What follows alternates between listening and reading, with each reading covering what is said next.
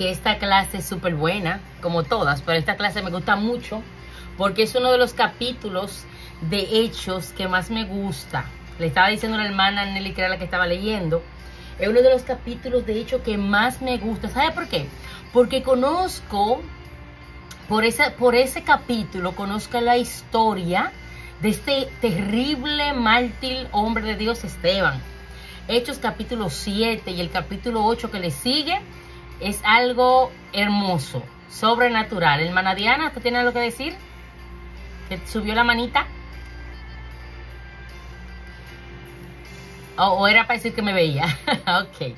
Amados, es algo demasiado importante el que está estudiando la palabra, irse a lo que es el conocimiento de quién era Esteban y qué sucedió en cuando Esteban perdió su vida delante de los demás, y qué sucedió con su ropa, con su manto, a quién se le puso, que es la próxima historia después de estas 2 semanas que vamos a entrar. Y que el que quiere saber de la historia del apóstol Pablo obligatoriamente tiene que irse a Hechos, hermano, porque ahí está su inicio, ahí está su génesis. Entonces es de suma importancia nosotros ir al génesis de las historias. Y en este caso vamos a estar citados en la primera imagen que mandamos por ahí, lección número 2, dice mensaje de Esteban, primera parte, Hechos 7. Ustedes vieron que eran 53 versículos, que estuvimos leyendo.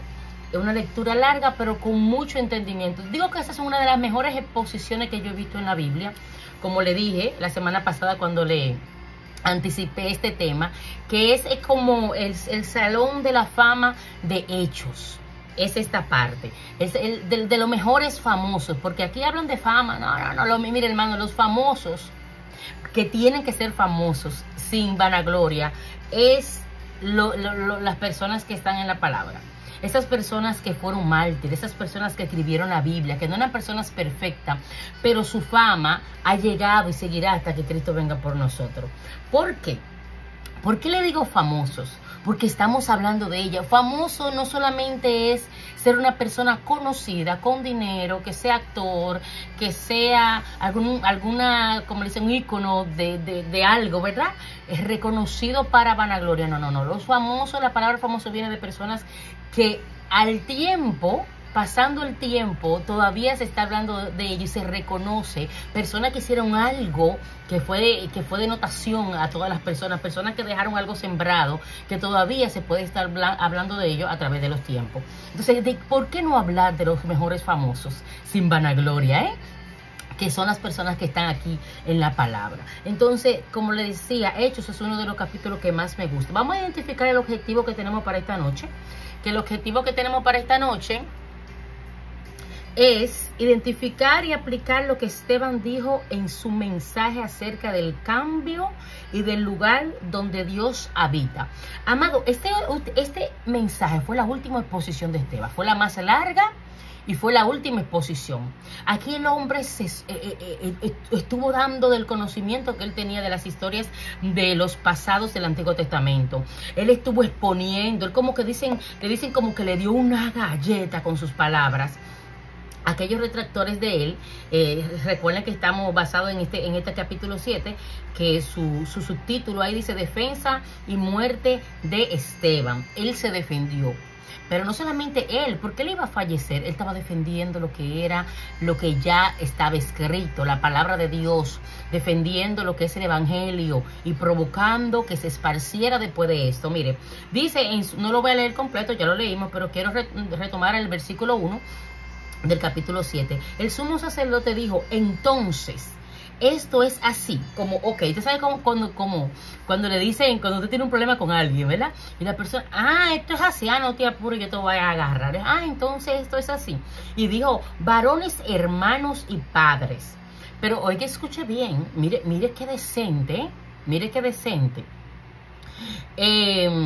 Todas las cosas que nosotros tenemos que tener pendiente, que los hombres de Dios, cómo se defendían y cómo hablaban, con qué altura. Amén. Escuche, y dijo, varones, hermanos y padres, oíd, el Dios de la gloria apareció a nuestro padre Abraham estando en Mesopotamia. Ahí comenzó antes que morase en Aram, ¿verdad? Ahí comenzó. Entonces ahí comenzó esta historia, ahí comenzó, fue que salió nuestra hermana Diana, salió de la llamada. Ahí comenzó la historia, él comenzó a exponer una exposición que, como pudimos ver, se llevó unos 60, bueno, no 60 porque él terminó a los, ¿cuántos versículos? Creo que en el mismo 53 donde terminamos. Ahí donde dice, vosotros que recibiste la ley disponible en los ángeles, ahí terminó en esos 53 versículos su exposición. No prácticamente una defensa ofensiva a sus perseguidores, sino que le habló de lo que tenía que expresar conforme, a lo que es la palabra.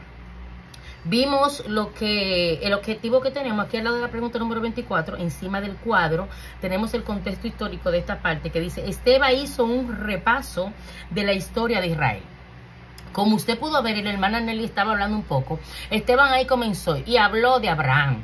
Comenzó desde allá, habló de Abraham, habló de lo que sucedió cuando se fue, cuando se quedó, habló de su descendencia, habló de su fe, habló de José, habló de los patriarcas, estaba hablando de los patriarcas, habló de Isaac, Jacob, de los 12 patriarcas. También volvió a hablar de José, ¿verdad? Y de sus hermanos. Habló del cumplimiento de la promesa de Abraham, habló de Moisés, habló de lo que sucedió cuando el ángel se le apareció a Moisés en la zarza, habló de la promesa que Dios le dio a Moisés al pueblo, por medio de Moisés al pueblo, habló de los judíos, habló del rechazo que hubo a Moisés del pueblo, ¿verdad?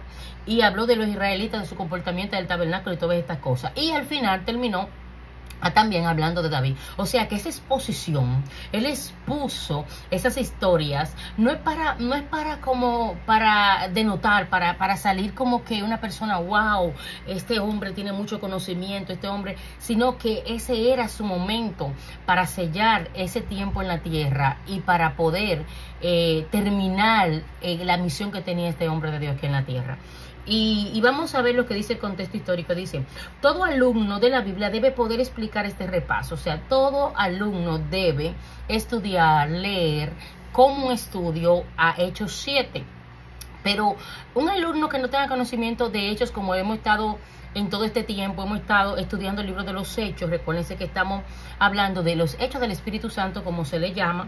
Y para poder tener entendimiento de este capítulo, tiene que comenzar al contexto de este libro. Entonces tiene que comenzar al génesis de estos hechos. Amén. Entonces por esa razón es que usted va a tener que repasar y ver, pero ya nosotros los estudiantes que estamos aquí ya venimos estudiando de hechos. Ok, tome un tiempo para leer los pasajes del Antiguo Testamento a los cuales Esteban se refería. La figura 7.3, ese es el cuadro que está a continuación, hace un resumen de algunos de los hechos que Esteban mencionó. Lo que le estaba mencionando, no lo voy a mencionar todos, más voy a enfatizar en unos para que usted tenga más o menos lo que es el ejemplo, por lo menos 2 por ahí vamos a ver, porque para que la clase, poder desarrollar la clase. Dice, vamos a tomar el primero, aquí en el cuadro, en el centro, dice hechos históricos, a su mano derecha está lo que es la cita, las escrituras. Vamos a leer el primero, dice, Dios se apareció a Abraham en Mesopotamia, él lo llamó a dejar a sus familiares y su país. Abraham obedeció y dejó la tierra de los caldeos babilonios. O sea, aquí estamos viendo, mis amados, cómo basado en Génesis 11:31 y 12:5 y Nehemías 9:7 y Hechos 7:2-5. O sea, aquí está citando donde repiten esta historia. Ahí en escritura usted puede ver donde esos libros traen a colación lo que sucedió en Génesis y lo que podemos ver de la historia de Abraham. Amados, cuando usted está seguro a quién le sirve, eso prepárese para lo que estamos aquí, si no nos hemos ido antes de que venga ese momento, que no crea que hasta el final, que la gran tribulación, no, la persecución comenzó ya, hermano, levemente, pero usted no puede aprenderse la Biblia para repetirla como para que usted la repita, como a veces uno iba a la escuela y se aprendía algo y el día entero ahí, pero no se quedaba con nada, sino que se lo aprendía solamente para exponer ese día, para que la profesora le le diera su calificación. No, la Biblia es vivirla, es enseñar, aprender lo que ella nos enseña, es conservar y pedirle a Dios que nos dé dirección. ¿Por qué? Porque el mismo cuerpo, el mismo enemigo, el espíritu de estupor y todo lo que sabemos ya, que comienza a bloquearnos nuestra mente para que nosotros no tengamos esa sabiduría para poder identificar lo que estamos leyendo. Hermano, usted se pone a leer una revista y usted se queda 2 horas leyendo la revista, póngase a leer la Biblia, a los 5 minutos, sino que se pone a pensar aquí, ya hemos hablado de esto, sino que se pone a pensar allá, o simple y llanamente se le mete un sueño, aunque no tenga sueño. Entonces tenemos que tener mucho cuidado y reconocer que la Biblia tiene un poder tan fuerte que el enemigo y el cuerpo humano no lo soporta.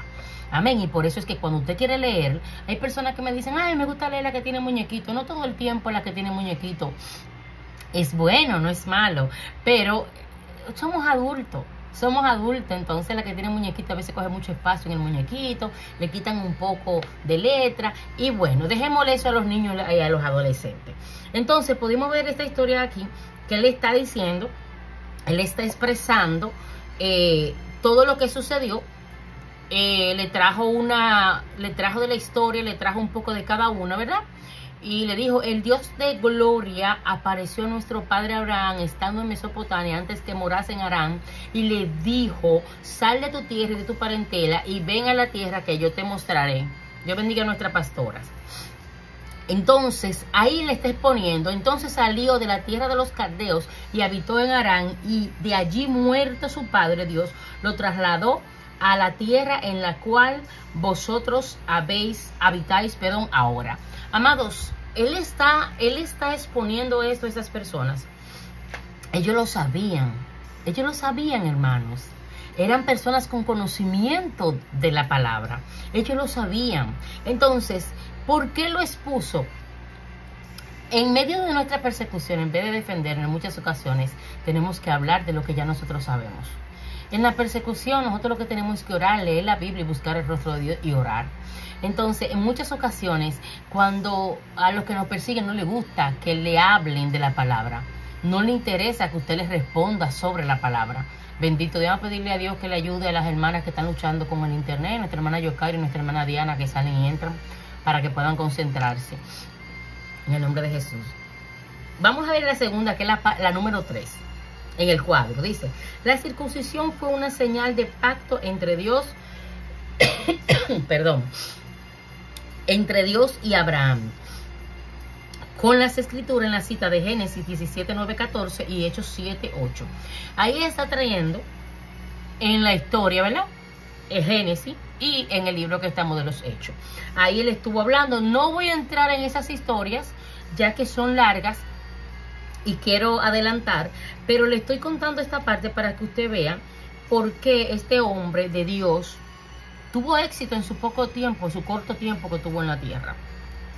Un hombre llamado, lleno del Espíritu Santo, fue escogido, y la palabra cita que él era lleno del Espíritu Santo, y Esteban lleno del Espíritu Santo. O sea, era un hombre que fue puesto en la tierra con el propósito para cumplirlo. Lo cumplió, y en sus últimos momentos, en su última exposición antes de partir de esta tierra, dio un ejemplo de lo que estar seguro a quien tú le sirves, porque él sabía lo que iba a suceder.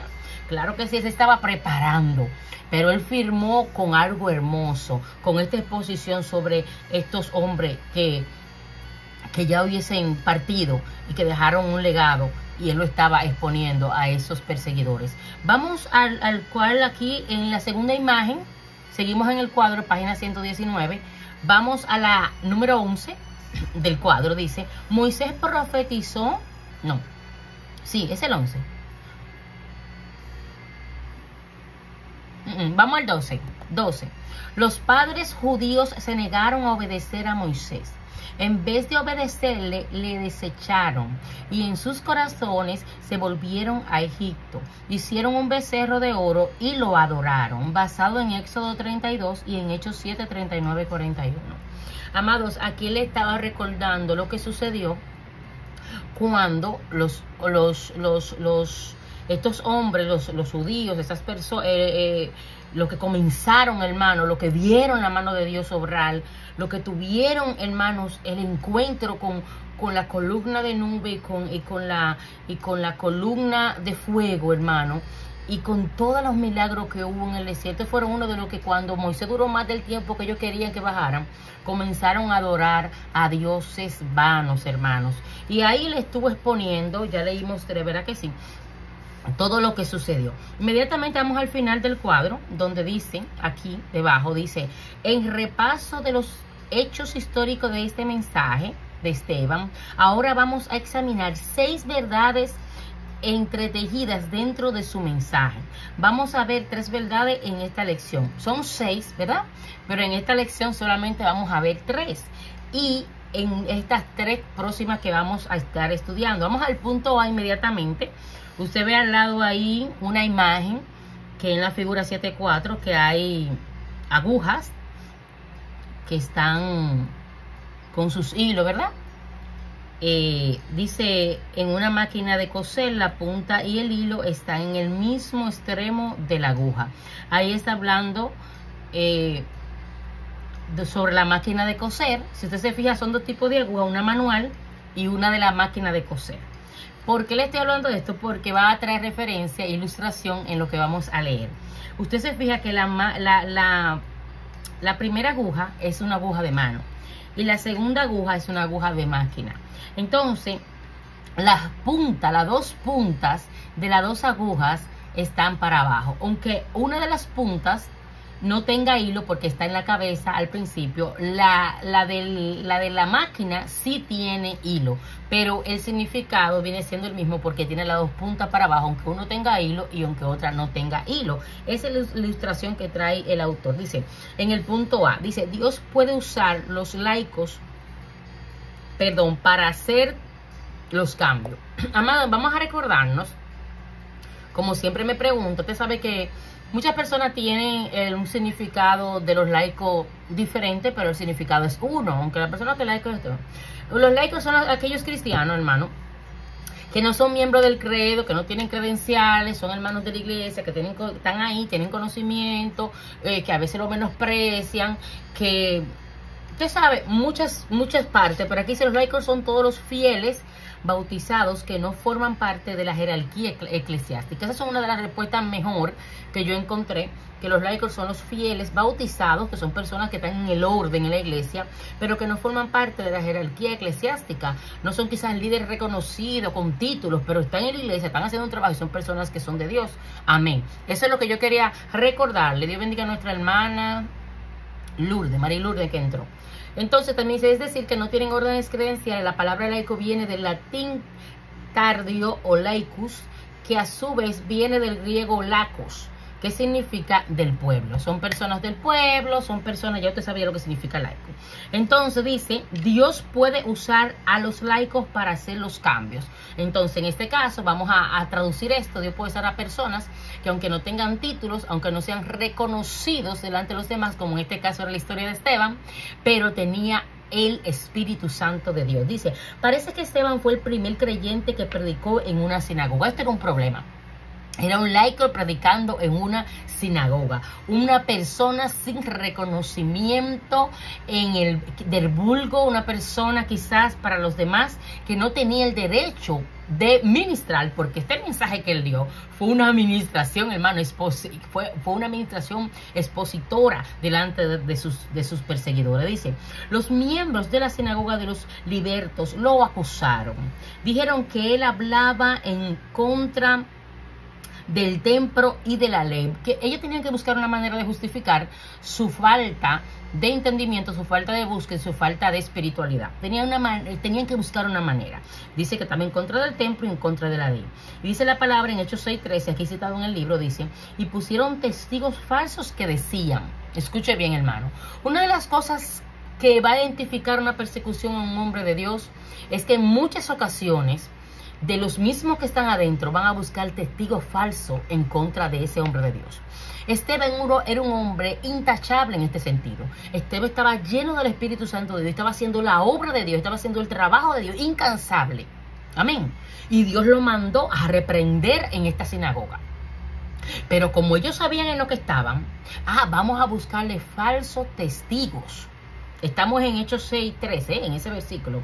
Dice, y pusieron testigos falsos que decían, este hombre no cesa de hablar palabras blasfemas. Escuche bien. El hombre lleno del Espíritu Santo, al que están diciendo que está hablando palabras blasfemas, Señor, reprenda, contra este lugar santo y contra la ley. Escuche bien. Aquí no estaban defendiendo a Dios. Aquí no estaban defendiendo a Jesús. Aquí no estaban defendiendo a los apóstoles. Aquí no estaba defendiendo a los hombres. No. Contra el templo y contra la ley. Recordemos que muchos de esos fariseos, muchos de esos escribas, muchos de esos tantos eruditos y esa gente defendían más lo que era la ley de Moisés que vivir la vida agradándole al Señor, que creer que el Mesías, bendito Dios, era el Hijo de Dios en la tierra. En muchas ocasiones, ustedes saben que esa historia no es el momento, ¿verdad?, de hablarla, porque no es el tema, pero podemos ver cómo al mismo Jesús le hicieron persecución y querían matarlo, hermano, y decían que también él era enviado del otro, bendito Dios, y que sus palabras no eran verdaderas, y que blasfemaba también. Entonces, no es de, usted no se encuentre raro si en estos tiempos podemos ver estos casos, ¿verdad? Que qué penoso, que siempre de tiempo en tiempo han visto, que se busquen falsos testigos para poder justificar su falta de espiritualidad y para poder justificar su falta de búsqueda y de respeto hacia esos hombres de Dios que quizás no tengan credenciales, pero sí le sirven al Señor. Dios bendiga a nuestra hermana Caterine. Dice, por un lado, es claro que los falsos testigos mintieron acerca de Esteban. Hermanas, estamos en la segunda imagen, página 116, al final, ahí donde está la imagen de la aguja. Amén, mi amor. Escuche, por un lado es claro que los falsos testigos mintieron acerca de Esteban. Claro que sí. Por un lado, escuche bien, por un lado ellos mintieron. Vamos a ver por qué lado fue que mintieron. Por otro lado, Esteban tenía algunas ideas nuevas del templo y de la ley. Él entendía la misión de Jesucristo mejor de lo que los apóstoles la entendían. Jesús escogió a los apóstoles y Dios lo ordenó como líderes, pero Esteban tenía más discernimiento que cualquiera de los 12 apóstoles. Ya usted ve lo que estaban hablando más adelante. Aquí está. Escogió a los apóstoles, sí. Eran ellos, Jesús lo escogió, lo ordenó como líderes, pero el discernimiento no estuvo en ellos, pero no era porque Dios no quería que estuvieran. Es que cada persona de Dios tiene que pagar el precio. Entonces a veces vemos por qué hay tantas personas que son cristianos de 20 años, sin criticar ni nada, pero el punto que estamos aquí, que hay personas que están ordenados, hay personas que lo ungieron, hay personas que lo escogieron, pero usted no ve un fruto del Espíritu Santo como dice la palabra en torno a Esteban y a los hombres de Dios. Usted no ve que hay una llenura, un discernimiento, incluso que hasta en la forma de expresarse, usted siente como que hay algo que no encaja. Dice, espérate, es un hombre de Dios, es un hombre ordenado, es un sacerdote, es un esto, es un lo otro, un ministro, un profeta, un apóstol, un allá, un acá, pero como que yo no siento, es un pastor, pero que como que hay algo que me choca. Hermano, a veces nosotros podemos poner en prueba personas. ¿Cómo la podemos poner en prueba? No es que usted lo va a estar haciendo, pero en cualquier conversación y en cualquier momento que se le pise el dedo gordo o el dedo pequeño a cualquier persona, ¿cuál es la reacción de ese hombre de Dios? ¿Cuál es la reacción? ¿Cómo reacciona? ¿Cómo habla cuando se le está persiguiendo? Cuando hay algo que se le afecta a la familia, a sus intereses. ¿Cómo reacciona entonces? Aquí habían hombres de Dios que estaban ordenados, escogidos para hacer el trabajo de Dios, pero no tenían tanto discernimiento como Esteban. Entonces, no vamos a decir que todos tenían la misma situación, pero vemos el ejemplo que tiene que ser una combinación. No solamente de que tú tengas un credencial muy bueno, son buenos, sí, de que tengas un liderazgo, sí, pero tienes que tener la comunión como la que en ejemplo nos da aquí esta clase y nos da el libro de los Hechos 7, la comunión que tenía Esteban con el Señor y la llenura que tenía Esteban del Espíritu Santo. Hermano, cuando uno se enamora, ¿verdad? Cuando usted se enamoró en la juventud, cuando nos enamoramos en la juventud, había una manera de comunicarse y de conocerse. Si eso se brincaba, como dice, si eso se volaba, si se volaba esa cerca, si se cruzaba ese lindero y era directamente boda, casi siempre terminaban en problemas o soportando una vida infeliz en los hogares. ¿Sabe por qué? Porque no hubo una relación y un conocimiento. No lo conocí, él no me conoció, yo no lo conocí. No hubo un conocerse, hermano.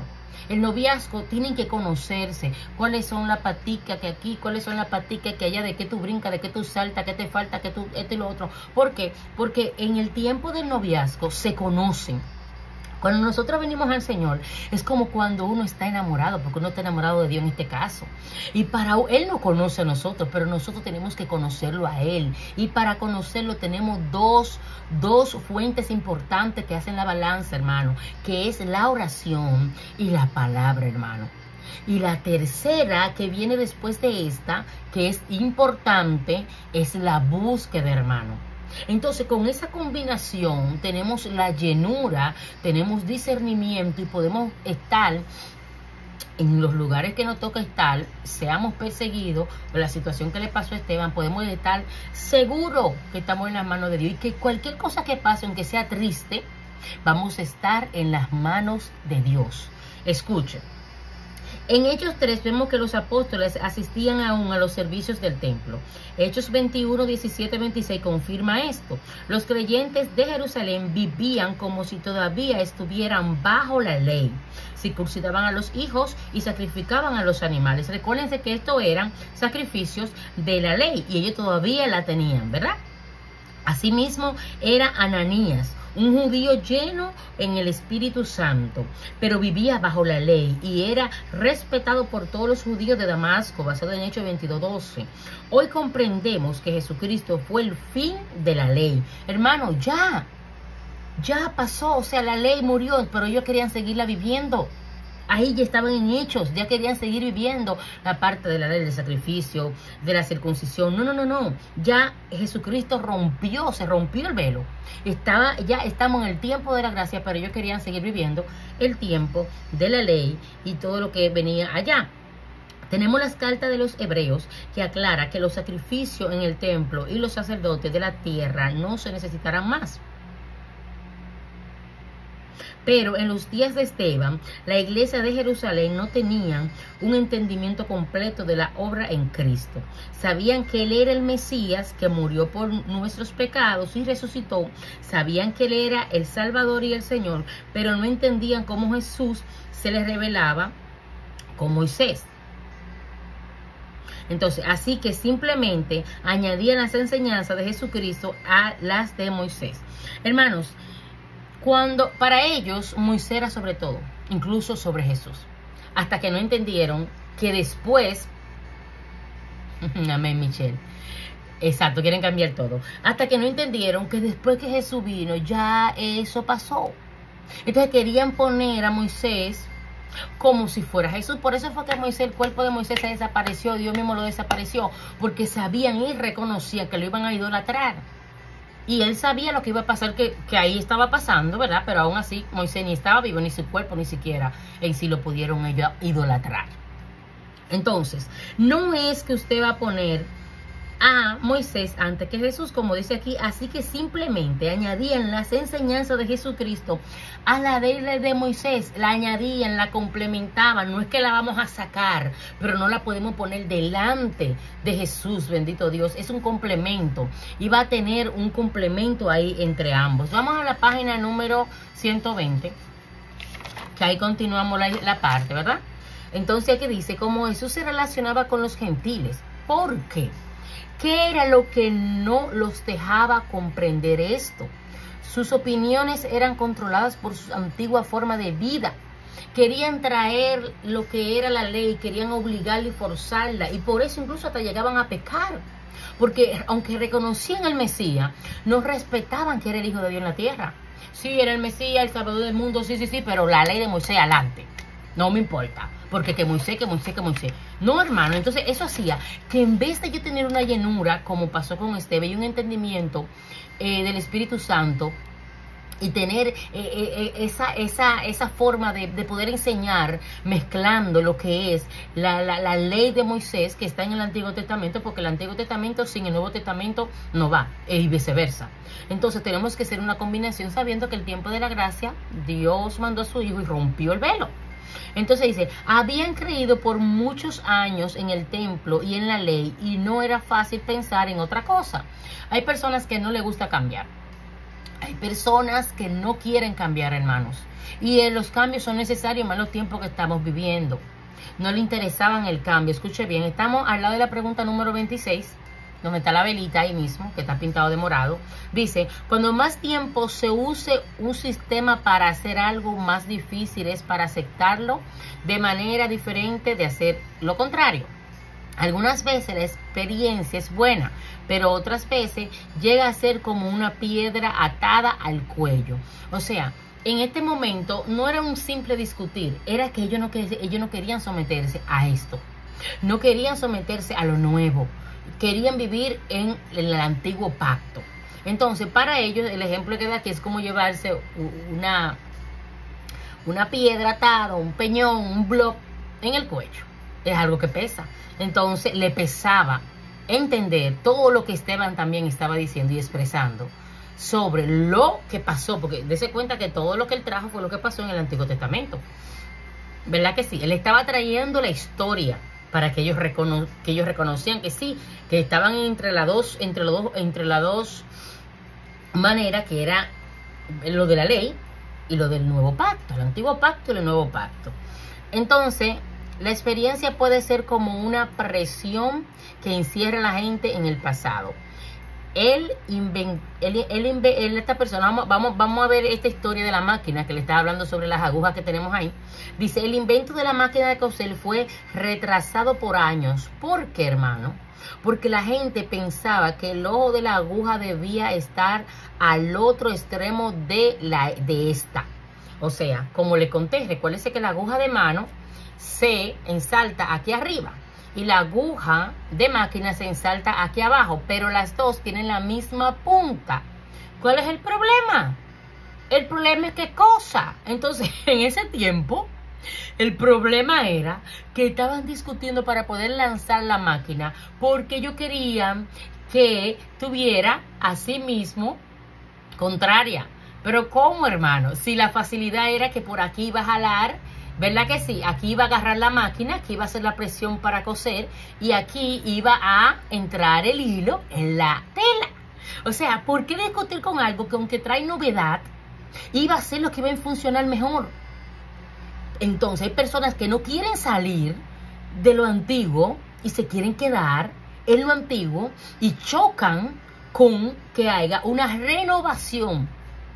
Chocan con que haya una modernidad de algunas cosas. Claro, no estamos hablando de desorden, estamos hablando de cosas que van a traer cambio y van a ayudar, sea una empresa,